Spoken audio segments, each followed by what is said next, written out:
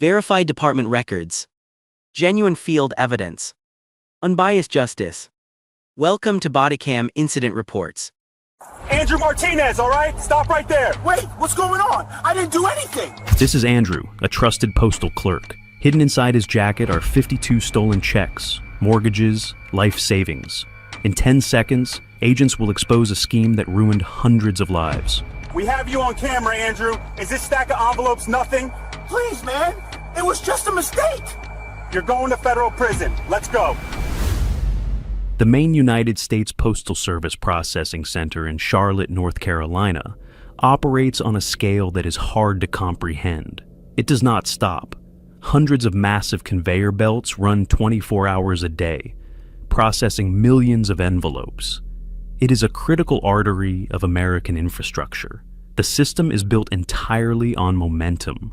The goal is to get a piece of paper from a blue collection box in a suburban neighborhood onto an airplane or a long-haul delivery truck in a matter of hours.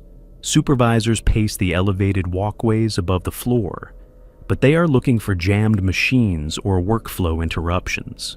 They are not looking at a single worker's hands. It is April 2022. Andrew Martinez stands at his assigned station on the sorting line. He has been sorting mail for 3 years. No one has ever questioned his work ethic. He wears the standard blue postal uniform. Around him, the noise is deafening. Concrete floors stretch out for acres under industrial fluorescent lights, and the continuous mechanical roar makes conversation nearly impossible. Andrew watches the river of paper flow past him. Utility bills, credit card offers, medical records, postcards. He knows the rhythm of the machines. He knows the blind spots on the floor. He doesn't need a complex heist plan. He doesn't need to hack a mainframe or disable a camera. He just needs to use his hands. A white envelope slides down the belt. It has a handwritten return address. It feels slightly thicker than a standard bill. Andrew picks it up. His thumb slides over the center of the paper. He feels the rigid rectangular outline inside. A personal check. He develops a smooth, repetitive motion. Grab a stack of mail, fan it out. Identify the target. Slide the target to the bottom of the stack. Drop the regular mail into the sorting bin. Drop the target down by his waist. The envelope goes into his deep jacket pocket. He turns back to the belt. He grabs the next stack of mail. When his shift ends, Andrew walks out through the employee exit. He crosses the massive parking lot, gets into his car, and locks the doors. He tears the envelope open. Inside is a check for $800. It is written in blue ink. The memo line says, "April rent." He starts his engine and drives home. Before we see how far this goes, hit the like button and subscribe to the channel. Also, let me know in the comments what city or country you are watching from right now. The postal system in the United States relies almost entirely on an unspoken social contract. When a resident drops an envelope into a curbside box, they assume it will reach its destination. But a regular envelope with a standard stamp leaves no digital footprint. If it vanishes from the conveyor belt, no alarms trigger. The sender simply assumes the mail is running late, and the recipient assumes it was never sent. Andrew Martinez lived in that gap. He began targeting specific types of mail. He learned to identify the windowed envelopes used by local businesses to pay their vendors. He looked for the distinctive greeting card envelopes, thick, colored paper, usually containing cash or checks for birthdays and graduations. He looked for envelopes addressed to the IRS, state tax boards, or property management companies. A retired teacher in a Charlotte suburb writes a check for her quarterly property taxes. She seals it, puts a stamp on it, and hands it to her local carrier. A truck brings it to the main Charlotte processing center. It drops onto the sorting belt. Andrew sees the address. He pulls it off the line. A small construction company owner writes a check to a local lumber yard to cover materials for a new build, $5,000. He drops it in the mail on a Friday afternoon, expecting the account to be settled by Monday. The envelope hits Andrew's station on Saturday night. Andrew takes it. He is not thinking about the teacher's late fees. He is not thinking about the construction worker losing his credit line at the lumber yard. He is looking at the paper strictly as inventory. By the end of his first month, he is no longer taking 1 or 2 letters a shift. He is taking stacks. He wears a jacket with deep pockets, even when the facility is warm. He stands at the line, sorting the bulk mail with his right hand, palming the high-value envelopes with his left. When millions of items are processed daily, a few hundred missing envelopes barely register as a statistical anomaly. Management tracks overall throughput, speed, and efficiency. They do not track the individual journey of a birthday card. Andrew finishes another shift. He walks to his car. His pockets are heavy. He has 20 checks tonight. Different names, different amounts, different signatures. Some are for $50, some are for $5,000. But stolen checks are useless pieces of paper on their own. Andrew cannot walk into a bank and cash a check made out to a property management company. He needs a way to turn the paper into untraceable cash. He needs a network, and he already knows exactly where to find one. A stolen check is just a piece of paper. You cannot walk into a local bank branch, hand a teller a check made out to a commercial roofing company, and ask for $3,000 in cash. To turn stolen paper into untraceable money, you need an ecosystem. Andrew Martinez had the supply. He just needed a distributor. He finds it in a man named Carter. They do not meet in dark alleys or abandoned warehouses. They meet in the sprawling, brightly lit parking lot of a retail plaza on Wilkinson Boulevard. It is a Tuesday night, just after Andrew's shift. Andrew parks his car. Carter gets into the passenger seat. There is no small talk. Andrew reaches into his postal jacket and pulls out a thick stack of mail held together by rubber bands. 40 envelopes. Carter takes the stack. He doesn't open them right away. He just feels the weight and thickness. He hands Andrew a folded envelope in return. It contains $2,000 in used $20 and $50 bills. $50 a check. A flat rate. It doesn't matter to Andrew if the envelope contains a $50 birthday gift or a $5,000 corporate invoice. He takes his guaranteed cut and insulates himself from the actual bank fraud. Andrew gets out of the car and drives home. Carter takes the inventory and goes to work. Carter drives to an apartment complex on the north side of the city. A man named Davis is waiting at a kitchen table covered in laptops, burner phones, and stolen mail. Davis is the identity man. The process they use is cold, digital, and brutally efficient. Davis takes a stolen check from Andrew's stack, a mortgage payment for $2,000. He logs on to the dark web and purchases a stolen social security number and a clean credit profile for $30. Using these credentials, he opens a brand new checking account at an online-only bank. No face-to-face interaction, no physical signatures. The account is approved in minutes. Once the fraudulent account is active, Davis opens the bank's mobile app. He snaps a photograph of the front of the stolen mortgage check. He forges a generic signature on the back and photographs that too. He hits submit. The American banking system is designed for customer convenience. When Davis uploads the image, the algorithm verifies that the issuing account is real and has funds. It trusts the deposit. It advances the $2,000 into Davis's fake account. The money appears on the screen instantly. But it is not real yet. This creates a narrow window of time known as the float. The funds are available to spend, but the actual check hasn't fully cleared the complex back-end system between the two banks. They have hours. If they are too slow, the system catches up, the fraud is detected, and everything collapses. The second the funds hit the screen, Carter moves. He takes the debit card linked to the fraudulent account and drives from ATM to ATM. He withdraws the daily cash limit. When the machines cut him off, he walks into big box retailers and uses the remaining debit balance to buy high-value, untraceable prepaid gift cards. Within 4 hours, the fraudulent account is entirely drained. 3 days later, the real banking system realizes the check was stolen. The deposit is forcefully reversed, plunging the fake account deep into the negative. But Carter, Davis, and the cash are long gone. The burner phone is destroyed, and the network resets, waiting for Andrew's next shift. Back on the sorting floor, Andrew's perspective shifts. He stops seeing the mail as letters and bills. He starts seeing the conveyor belt as a private supply chain.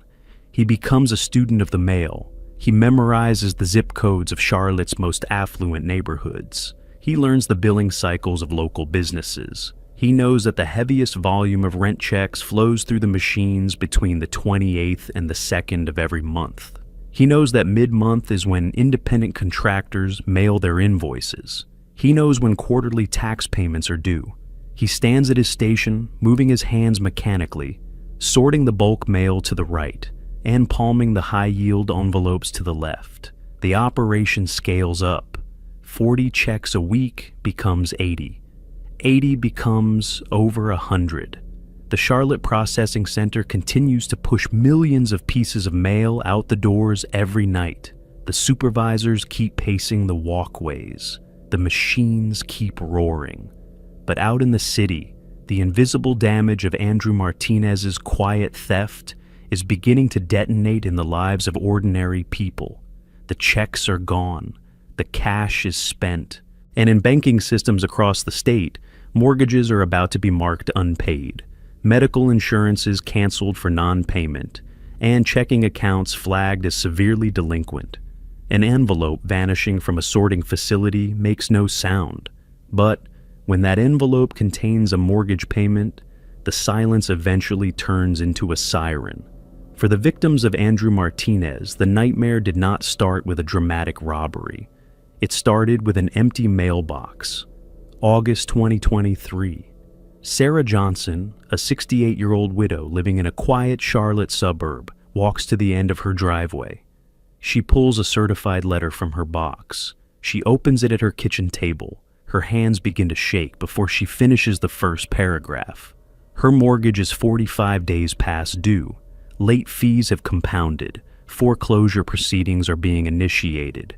She immediately calls her mortgage servicer. She explains that she mailed the check 3 weeks ago, just like she has every month for 20 years.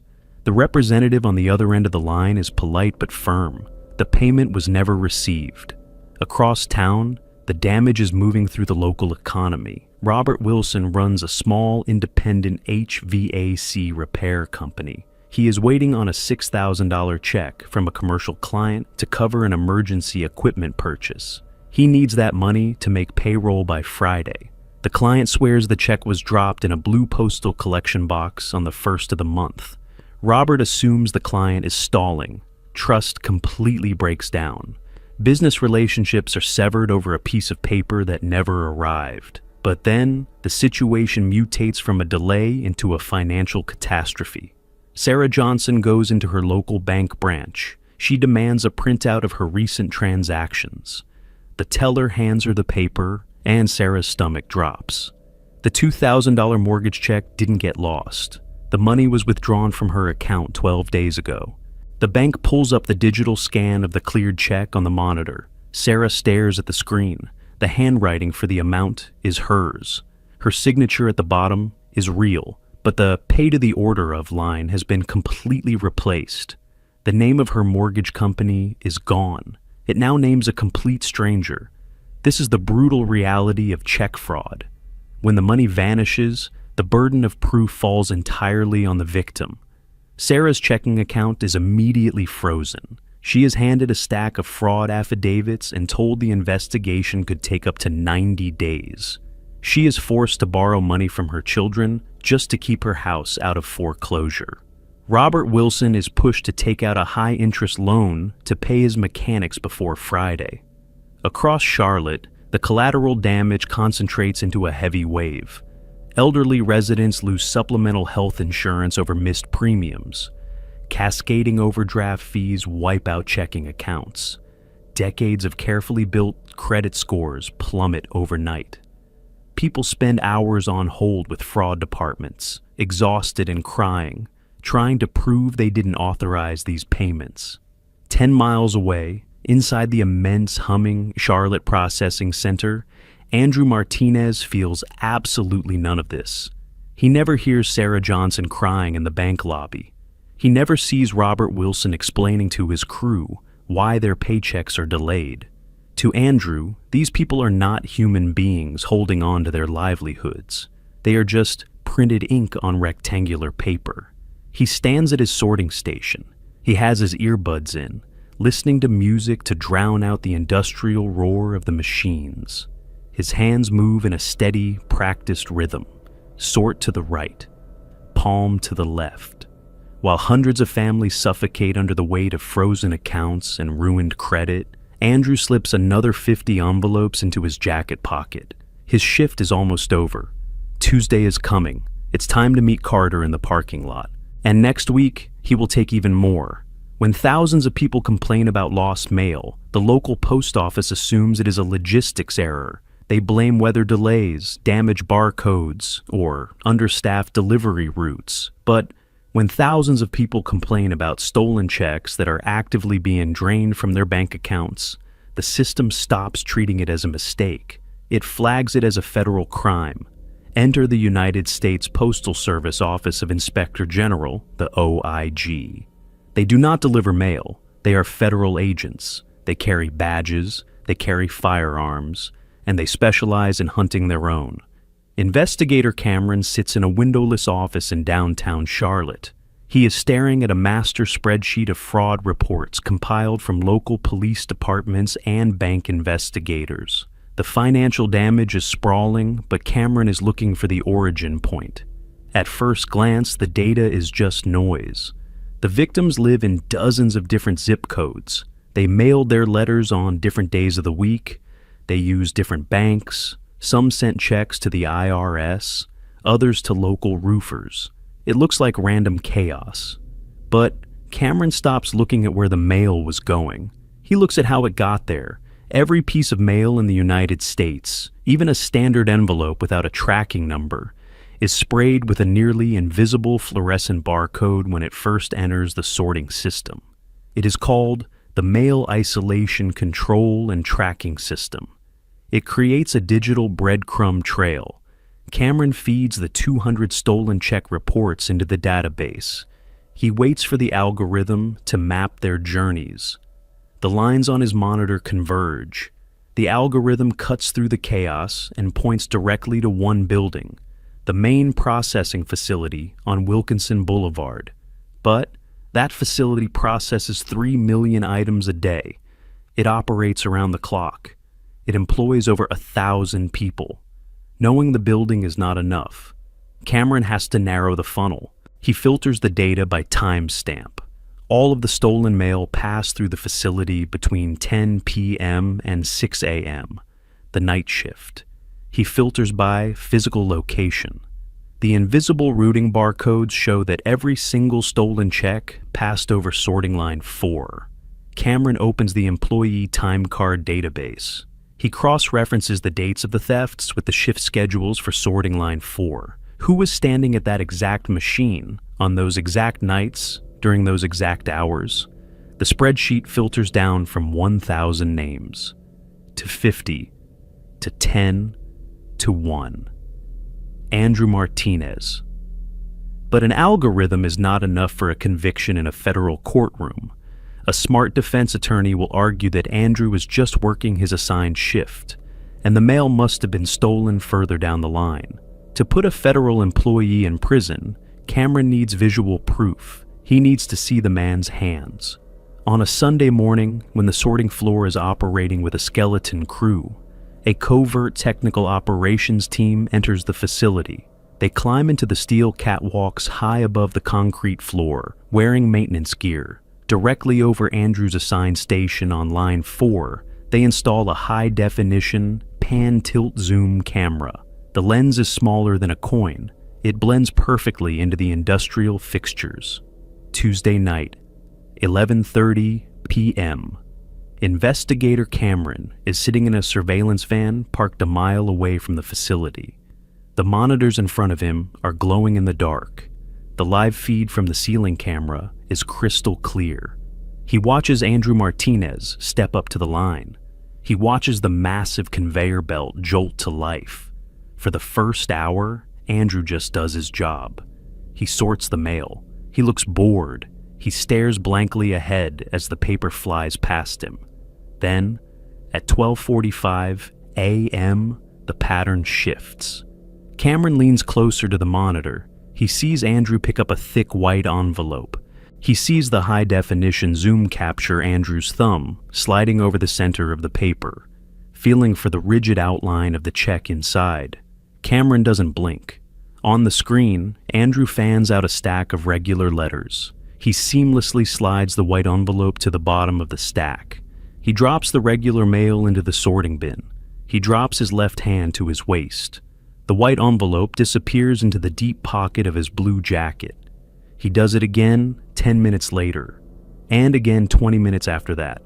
Cameron is not just watching a theft. He is watching a federal employee commit a felony on a live broadcast.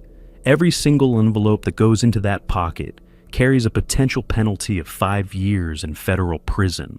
Cameron hits the capture button on his keyboard. He logs the exact timestamps. He documents every single movement. He doesn't radio for agents to storm the floor right then. If they arrest Andrew standing at the machine, he can claim the envelopes just slipped, or that he was holding them to hand to a supervisor because the machine jammed. Plausible deniability. They need him to walk away. They need him to cross the threshold of the facility with the stolen property. They need to prove absolute, undeniable intent. Cameron watches the clock. He watches Andrew finish his shift, unaware that the eye in the sky has recorded his every breath. He watches him clock out and turn toward the employee exit. His pockets are heavy, the trap is fully set, and the steel jaws are about to snap shut. 6:05 a.m. The shift horn sounds across the Charlotte processing floor. Andrew Martinez pulls off his work gloves, clocks out, and walks toward the employee exit. His jacket is heavy. 52 envelopes are pressed against his ribs. He pushes through the double doors into the cool morning air. The parking lot is vast, bathed in the flat glow of sodium lights. He walks to his car, pulls out his keys, and reaches for the handle. He never opens it. 2 unmarked SUVs slide into the lane behind him, boxing him in. The doors open before the vehicles even come to a complete stop. Federal agents step out. They do not yell. They do not draw weapons. They don't need to. Andrew Martinez, Office of the Inspector General, put your hands on the roof of the car. Andrew freezes. The air leaves his lungs. He turns his head, his mind racing, trying to formulate an excuse about a jammed machine or a forgotten pile of letters. But an agent is already stepping forward. He grabs Andrew's wrists, pulls them behind his back, and the steel cuffs snap shut. Another agent steps up. He doesn't ask questions. He reaches directly into the deep left pocket of Andrew's postal jacket. He pulls out the thick stack of stolen mail.